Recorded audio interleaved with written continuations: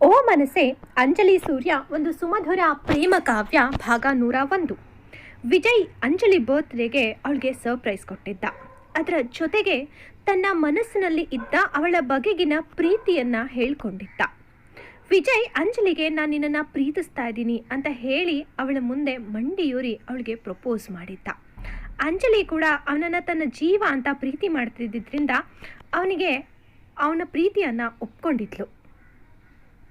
ಅಂಜಲಿ ವಿಜಯ್ನ ಗಟ್ಟಿಯಾಗಿ ಅಪ್ಕೊಂಡು, ನನಗೂ ನೀವಂದರೆ ತುಂಬ ಇಷ್ಟ, ನೀವಿಲ್ಲದೆ ಈ ಬದುಕನ್ನು ಊಹೆ ಮಾಡ್ಕೊಳ್ಳೋದಕ್ಕೂ ನನಗೆ ಇಷ್ಟ ಇಲ್ಲ.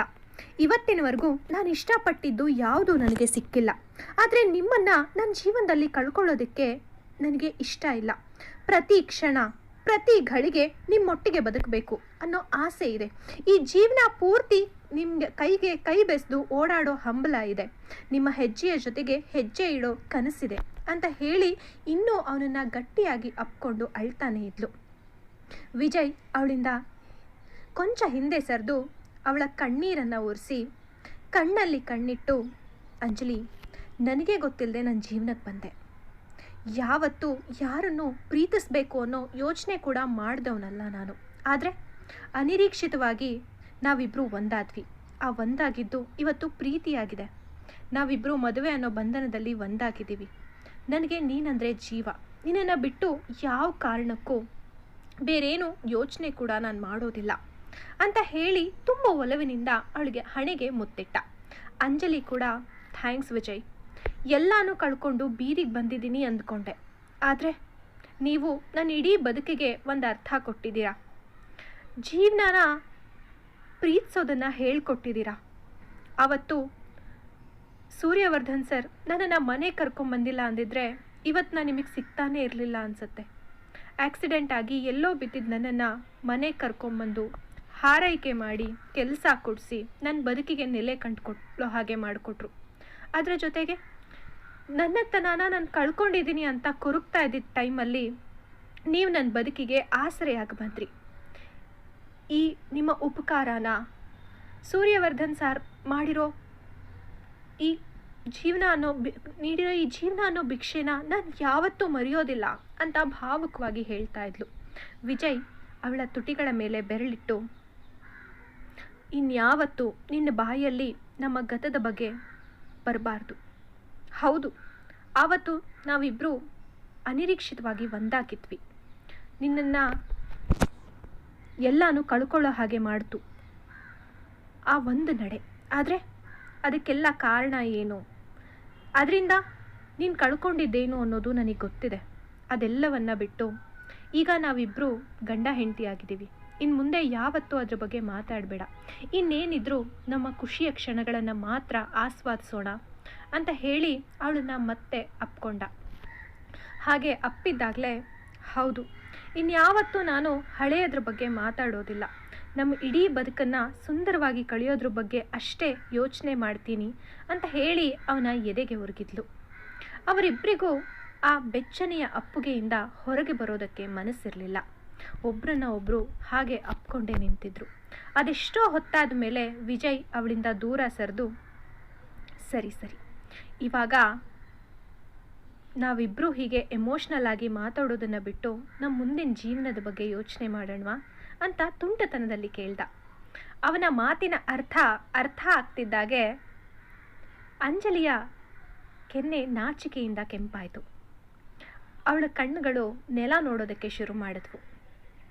ವಿಜಯ್ ಅವಳನ್ನು ತುಂಬ ಒಲವಿನಿಂದ ನೋಡ್ತಾ, ನೀನು ಹೀಗೆ ನಿಂತರೆ ನನಗೇನು ಮಾಡಬೇಕು ಅಂತಾನೆ ಗೊತ್ತಾಗಲ್ಲ ಅಂತ ಮತ್ತೆ ಅವಳ ಕಿವಿಯ ಬಳಿ ಬಾಗಿ ಪಿಸಿಗುಟ್ಟಿದ. ವಿಜಯ್ ಅಂತ ಅಂಜಲಿ ನಾಚಿಕೊಂಡು ಪಕ್ಕಕ್ಕೆ ತಿರುಗಿದ್ಲು. ಅವಳ ಆ ನಾಚಿಕೆಯನ್ನು ನೋಡೋದೇ ಅವನಿಗೆ ಸೋಜಿಗ ಅನ್ನಿಸ್ತಿತ್ತು. ಅಂಜು, ಇವತ್ತು ನಾನು ಇಷ್ಟು ಖುಷಿಯಾಗಿದ್ದೀನಿ ಗೊತ್ತಾ, ಅದನ್ನು ಬಾಯಿ ಮಾತಲ್ಲಿ ಎಕ್ಸ್ಪ್ಲೇನ್ ಮಾಡೋದಕ್ಕೆ ಖಂಡಿತವಾಗಿಯೂ ಸಾಧ್ಯ ಇಲ್ಲ. I love you so much ಅಂತ ಹೇಳಿ ಅವಳ ಜೊತೆ ಮ್ಯೂಸಿಕ್ ಆನ್ ಮಾಡಿ ಹೆಜ್ಜೆ ಹಾಕೋದಕ್ಕೆ ಶುರು ಮಾಡ್ದ. ಅವರಿಬ್ಬರಿಗೂ ಎಲ್ಲೂ ಹೆಜ್ಜೆ ತಾಳ ತಪ್ತಿದೆ ಅಂತ ಅನ್ನಿಸ್ತಾನೇ ಇರಲಿಲ್ಲ. ಒಬ್ಬರಿಗೆ ಒಬ್ಬರು ಜೊತೆಯಾಗಿ ಹೆಜ್ಜೆ ಹಾಕ್ತಾ ಇದ್ರು. ಆ ರೊಮ್ಯಾಂಟಿಕ್ ವೆದರ್ಗೆ ಅವರಿಬ್ಬರು ಮಾಡ್ತಾ ಇದ್ದ ಆ ರೊಮ್ಯಾಂಟಿಕ್ ಡ್ಯಾನ್ಸ್ ಹೇಳಿ ಮಾಡಿಸಿದ ಹಾಗೆ ಇತ್ತು. ಒಬ್ರಿಗೊಬ್ರು ಕಣ್ಣಲ್ಲಿ ಕಣ್ಣಿಟ್ಟು ನೋಡ್ತಾ ಕಳೆದು ಹೋಗಿದ್ರು. ಆ ಭಾವ ಪರವಶತೆಗೆ ಒಳಗಾಗಿ ತಾವು ಎಲ್ಲಿದ್ದೀವಿ, ಏನು ಮಾಡ್ತಿದ್ದೀವಿ ಅನ್ನೋದನ್ನು ಮರೆತು ಒಬ್ಬರಲ್ಲಿ ಒಬ್ಬರು ಕಳೆದು ಹೋಗೋ ಆ ಕ್ಷಣನ ವಿಜಯ್ ಹೈಯರ್ ಮಾಡಿದ್ದ ಫೋಟೋಗ್ರಾಫರ್ಸ್ ಪ್ರತಿ ಹಂತದಲ್ಲೂ ಫೋಟೋಸ್ ತೆಗಿತಾನೇ ಇದ್ದರು. ಯಾಕಂದರೆ ಅವನಿಗೆ ಅದು ಯಾವ ಮೂಮೆಂಟು ಮಿಸ್ ಆಗೋದು ಇಷ್ಟ ಇರಲಿಲ್ಲ. ಅಂಜು ಹೀಗೆ ನಿಂತಿರೋಣ, ಇಲ್ಲಾಂದರೆ ಊಟ ಏನಾದರೂ ಮಾಡೋಣ ಅಂತ ಮತ್ತೆ ಅವಳ ಕಿವಿಯಲ್ಲಿ ಪಿಸುಗುಟ್ಟಿದ. ಅವನ ಬಿಸಿ ಉಸಿರಿಗೆ ಅವಳು ಹಂತ ಹಂತವಾಗಿ ಕರಗೋಕೆ ಶುರುವಾಗಿದ್ಲು. ಆದರೂ ತನ್ನನ್ನು ತಾನು ಸಂಭಾಳಿಸ್ಕೊಂಡು, ಹಾಂ ನನಗೂ ಹೊಟ್ಟೆ ಹಸಿವಾಗ್ತಾ ಇದೆ, ಊಟ ಮಾಡೋಣ ಅಂತ ಹೇಳಿದ್ಲು. ಅವಳು ತಡವರಿಸ್ತಿರೋದನ್ನು ನೋಡಿ ವಿಜಯ್ಗೆ ನಗು ಬಂತು. ಆದರೂ ಅವಳು ಮುಂದೆ ನಗಬಾರದು ಅಂತ ತನ್ನ ನಗುವನ್ನು ಬಂಧಿಸ್ಕೊಂಡು ಅವಳ ಕೈ ಹಿಡಿದು ಅಲ್ಲೇ ಅರೇಂಜ್ ಆಗಿದ್ದ ಕ್ಯಾಂಡಲ್ ಲೈಟ್ ಡಿನ್ನರ್ ಕಡೆಗೆ ಕರ್ಕೊಂಡು ಹೋದ. ಎಲ್ಲವೂ ಅವಳಿಗೆ ಇಷ್ಟವಾದ ಅಡುಗೆಗಳೇ ಸಿದ್ಧವಾಗಿತ್ತು. ಪ್ರತಿಯೊಂದು ಬಿಸಿ ಬಿಸಿ ಇತ್ತು. ಇಬ್ಬರು ಒಬ್ಬರಿಗೆ ಒಬ್ಬರು ತಿನ್ನಿಸ್ತಾ ತಮ್ಮ ಪ್ರೀತಿಯ ಕ್ಷಣಗಳನ್ನು ಆಸ್ವಾದಿಸ್ತಾ ಇದ್ರು. ಅಂಜಲಿಗೆ ಅವತ್ತಿಗೆ ಇಡೀ ಜನ್ಮ ಸಾರ್ಥಕ ಅನ್ನೋ ಸಾರ್ಥಕತೆ ಇತ್ತು. ಗಂಡನ ತೋಳಲ್ಲಿ ಅವನ ಕೈತುತ್ತನ್ನು ತಿಂತ ಇಡೀ ಬದುಕನ್ನು ಹೀಗೆ ಬದುಕು ಅಂತ ಅನ್ನಿಸ್ತಾ ಇತ್ತು. ವಿಜಯ್ ಕೂಡ ಅಂಜಲಿ ಕೈತುತ್ತಿಗೆ ಬಾಯಿ ತೆರೆದಿದ್ದ. ಅವಳು ಪ್ರೀತಿಯಿಂದ ಅವನಿಗೆ ತುತ್ತಿಡ್ತಾ ಇದ್ಲು. ಹೀಗೆ ಒಬ್ರಿಗೊಬ್ರು ತಿನ್ನಿಸ್ತಾ ಅವರ ಪ್ರೀತಿಯನ್ನು ವ್ಯಕ್ತಪಡಿಸ್ಕೊಂಡು ತಮ್ಮ ಊಟನ ಮುಗಿಸಿದ್ರು. ಅಂಜು, ಓಕೆ, ನಿನಗೆ ಬರ್ಡೇಗೆ ಬೇರೇನಾದರೂ ವಿಶ್ ಇದ್ದರೆ ನನ್ನ ಹತ್ರ ಹೇಳು. ನನ್ನ ಕೈಲಿ ಸಾಧ್ಯ ಆದರೆ ಖಂಡಿತ ಅದನ್ನು ಫುಲ್ಫಿಲ್ ಮಾಡ್ತೀನಿ. ಈಗ ನೀನು ನನ್ನ ಹೆಂಡತಿ, ಅದು ಬೇಕು ಇದು ಬೇಕು ಅಂತ ಡಿಮ್ಯಾಂಡ್ ಮಾಡಬೇಕು ಅಂತ ಹೇಳ್ದ. ಆಗ ಅಂಜಲಿ, ನನಗೆ ನೀವೇ ಒಂದು ದೊಡ್ಡ ಗಿಫ್ಟ್, ನಿಮ್ಮನ್ನು ಹೊರತಾಗಿ ನನಗೆ ಯಾವುದೇ ಗಿಫ್ಟ್ ಬೇಡ ಅಂತ ಹೇಳಿದ್ಲು. ಆ ಮಾತು ಕೇಳಿದ್ದೆ ವಿಜಯ್ ಮನಸ್ಸು ತುಂಬಿ ಬಂತು. ಎಲ್ಲ ಹೆಂಡತಿರು ಹೀಗೆ ಹೇಳಿಬಿಟ್ರೆ ಗಂಡಂದ್ರ ಜೇಬಿಗೆ ಕತ್ರಿ ಬೀಳೋದು ತಪ್ಪುತ್ತೆ ಅಂತ ಅವಳನ್ನು ಛೇಡಿಸ್ದ. ಆಗ ಅಂಜಲಿ, ನಾನು ಕೇಳಿದೆ ಎಲ್ಲನೂ ಕೊಡ್ತಿರೋ ಈ ಥರದ ಗಂಡ ಇದ್ದರೆ ಯಾವ ಹೆಂಡತಿನೂ ಏನನ್ನು ಡಿಮ್ಯಾಂಡೇ ಮಾಡೋದಿಲ್ಲ ಅಂತ ಹೇಳಿ ಅವನ ಮಾತಿಗೆ ಮುಗುಳ್ನಕ್ಕಳು. ಅವಳ ನಗುನಲ್ಲೇ ಕಳೆದು ಹೋಗಬೇಕು ಅಂತ ಅನ್ನಿಸ್ತಿತ್ತು ವಿಜಯ್ಗೆ. ಸರಿ ಸರಿ, ಇವಾಗ ಒಳಗಡೆ ಹೋಗೋಣವಾ, ಆಲ್ರೆಡಿ ತುಂಬ ಲೇಟ್ ಆಗಿದೆ ಅಂತ ಹೇಳ್ದ. ಹಾಂ ಅಂತ ಹೇಳಿ ವಿಜಯ್ ಜೊತೆಗೆ ಕೈ ಕೈ ಹಿಡಿದು ಹೆಜ್ಜೆ ಹಾಕಿದ್ಲು. ಇನ್ನೇನು ರೂಮ್ ಡೋರ್ ಓಪನ್ ಮಾಡಬೇಕು. ವಿಜಯ್ 1 ನಿಮಿಷ ಅಂತ ಹೇಳಿ ಹೋದ. ಅಷ್ಟರಲ್ಲಿ ಅಂಜಲಿ ಡೋರ್ ಓಪನ್ ಮಾಡಿ ಲೈಟ್ ಹಾಕಿದ್ಲು. ಅವಳಿಗೆ ನಾನು ಗಂಟೆಗಳ ಹಿಂದೆ ಹೋಗಿದ್ದು ಇದೇ ರೂಮ್ನಿಂದಾನ ಅಂತ ಡೌಟ್ ಬರೋ ಥರ ಆಗಿತ್ತು. ಯಾಕಂದರೆ ಅಲ್ಲಿ ಮೊದಲ ರಾತ್ರಿಗೆ ಎಲ್ಲವೂ ಸಿದ್ಧತೆ ಆಗಿತ್ತು. ಹೂವಿನಿಂದ ಅಲಂಕೃತಗೊಂಡಿದ್ದ ಬೆಡ್ ಜೊತೆಗೆ ಸೆಂಟೆಡ್ ಕ್ಯಾಂಡಲ್ಸ್, ಅಲ್ಲಲ್ಲಿ ಬಲೂನ್ಸ್ ಅರೇಂಜ್ಮೆಂಟ್ಸ್. ಅಬ್ಬಾ, ಸ್ವರ್ಗನೇ ದರಿಗಿಳಿದಿತ್ತು.